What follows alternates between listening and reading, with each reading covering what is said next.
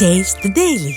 புதுக்கோட்டையில் மது போதையில் காரில் வந்த காவலர் விபத்தை ஏற்படுத்தியதுடன் காரில் அமர்ந்து மது அருந்தியதால் பொதுமக்கள் ஆவேசமடைந்தனர். ராம் தியேட்டர் பகுதியைச் சேர்ந்த சக்தி என்பவர் டிவிஎஸ் கார்னர் பகுதியில் இருசக்கர வாகனத்தில் வந்தபோது வாகனம் மோதி காயமடைந்தார். அப்போது விபத்தை ஏற்படுத்தியவர் காரில் அமர்ந்தபடி மது அருந்தியதால் பொதுமக்கள் அவரை அடிக்க முயன்றபோது அவர் காவலர் என்பதை அறிந்து காவல்துறையிடம் ஒப்படைத்தனர். விடியா ஸ்டாலின் ஆட்சியில் சட்டம் ஒழுங்கை பாதுகாக்க வேண்டிய காவல்துறையினரே சட்டத்தை மதிப்பது இல்லை என குற்றம் சாட்டப்படுகிறது. மதுரை பெருங்குடி அருகே அரசு உதவி பெறும் கல்லூரியில் மாணவர்களை இடைநீக்கம் செய்யப்பட்டதை கண்டித்து சக மாணவர்கள் கல்லூரி வாயிலில் போராட்டத்தில் ஈடுபட்டனர். அரசு உதவி பெறும் சரஸ்வதி நாராயணன் கல்லூரியில் கல்வி கட்டணம் உயர்வுக்கு எதிராக அண்மையில் போராட்டம் நடைபெற்றது. இந்த போராட்டத்தை ஒருங்கிணைத்த 7 மாணவர்களை கல்லூரி நிர்வாகம் இடைநீக்கம் செய்தது. இந்நிலையில் இதனை கண்டித்து சக மாணவர்கள் கல்லூரி வாயிலில் அமர்ந்து போராட்டத்தில் ஈடுபட்டனர். கல்வி கட்டணத்தை உயர்த்தியது மட்டும் இன்றி இதுகுறித்து கேள்வி எழுப்பியவர்களை ஒடுக்கும் அராஜக ஆட்சி நடைபெறுவதாக குற்றச்சாட்டு எழுந்துள்ளது.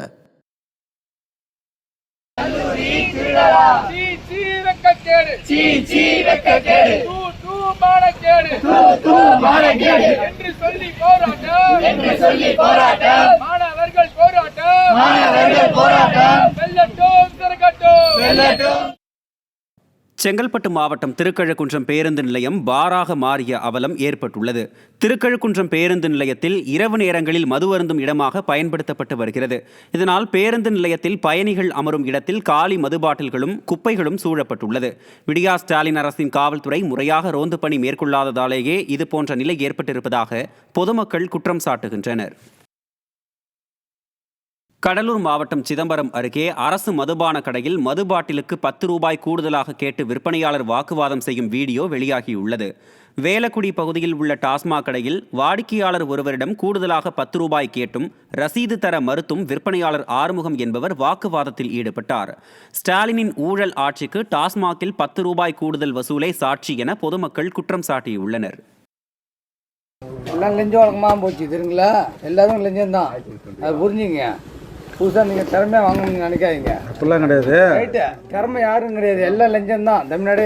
அப்படியா? புரிஞ்சுங்க. சரி ரைட்டு, சரி ரைட்டு கொடுத்துட்டேன்ல, கிளம்புங்க. அப்படிலாம் சொல்லக்கூடாது.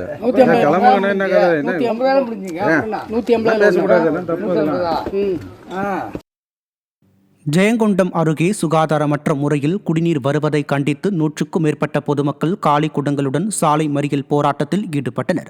அரியலூர் மாவட்டம் ஜெயங்கொண்டம் நகராட்சிக்கு உட்பட்ட 4வது வார்டு அடிப்பள்ள தெருவில் கடந்த சில மாதங்களாகவே சேரும் சகதியுமாக சுகாதாரமற்ற முறையில் குடிநீர் வருவதாக கூறப்படுகிறது. இதுகுறித்து நகராட்சி நிர்வாகத்திடம் பல முறை தெரிவித்தும் எந்த நடவடிக்கையும் எடுக்காததால் ஆத்திரமடைந்த மக்கள் காலி குடங்களுடன் சாலை மறியல் போராட்டத்தில் ஈடுபட்டனர். மக்களின் பாதுகாவலன் என வாய்ச்சவடால் பேசும் ஸ்டாலின் தலைமையிலான விடியா ஆட்சியில் பொதுமக்களுக்கு குடிப்பதற்கு கூட தண்ணீர் கிடைப்பதில்லை என பொதுமக்கள் குற்றம் சாட்டினர். திருப்பூர் அருகே அரசு பள்ளியில் போதிய இடவசதியின்றி மொட்டை மாடியிலும் பள்ளி வராண்டாவிலும் அமர்ந்து மாணவர்கள் படித்து வரும் சம்பவம் அதிர்ச்சியை ஏற்படுத்தியுள்ளது.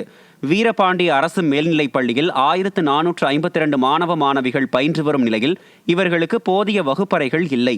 இதுகுறித்து பலமுறை கோரிக்கை விடுத்த நிலையிலும் ஸ்டாலின் அரசின் பள்ளி கல்வித்துறை அதிகாரிகள் எந்தவித நடவடிக்கையும் எடுக்கவில்லை என பெற்றோர்கள் குற்றம் சாட்டுகின்றனர். தருமபுரி மாவட்டம் பாலக்கோடு அருகே லஞ்சம் பெற்றுக்கொண்டு 74 சென்ட் நிலத்தின் பட்டாவை ரத்து செய்த வருவாய் ஆய்வாளர் மீது நடவடிக்கை எடுக்க வேண்டும் என ஓய்வு பெற்ற ராணுவ வீரர் வலியுறுத்தியுள்ளார்.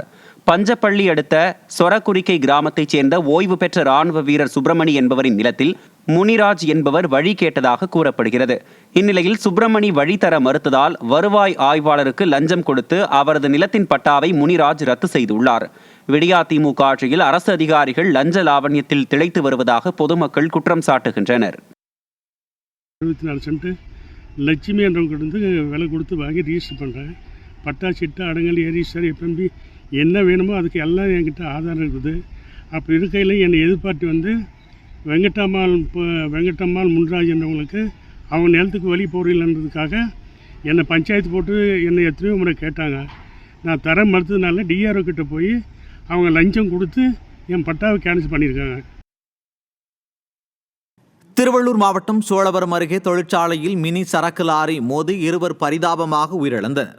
ஒரக்காடு கிராமத்தில் செயல்பட்டு வரும் தனியார் கொரியர் நிறுவனத்திற்கு சரக்குகளை இறக்குவதற்காக மினி சரக்கு வாகனம் வந்துள்ளது.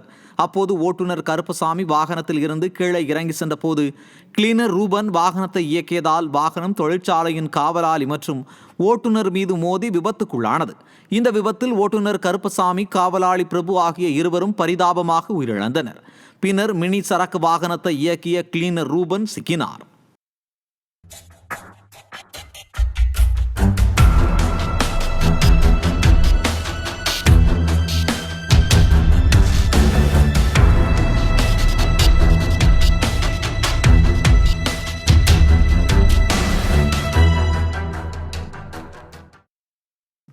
தருமபுரி மாவட்டம் காரிமங்கலம் அருகே நாகனம்பட்டியில் தார் சாலை அமைப்பதற்கான பணிகளை சட்டமன்ற உறுப்பினர் KP அன்பழகன் தொடங்கி வைத்தார். பாலக்கோடு சட்டமன்ற தொகுதிக்கு உட்பட்ட நாகனம்பட்டியில் இருந்து புலிக்கரை முக்குளம் சாலை வரை நபார்டு நிதியுதவியுடன் நெடுஞ்சாலைத்துறை சார்பில் 3 கோடி ரூபாய் மதிப்பில் தார் சாலை அமைப்பதற்கான பூமி பூஜை நடைபெற்றது. இதில் கலந்து கொண்ட பாலக்கோடு சட்டமன்ற உறுப்பினர் KP அன்பழகன் பணிகளை தொடங்கி வைத்தார். இந்நிகழ்ச்சியில் முன்னாள் மாவட்ட கவுன்சிலர் காவேரி, முன்னாள் சேர்மன் மாணிக்கம் உள்ளிட்டோர் பங்கேற்றனர்.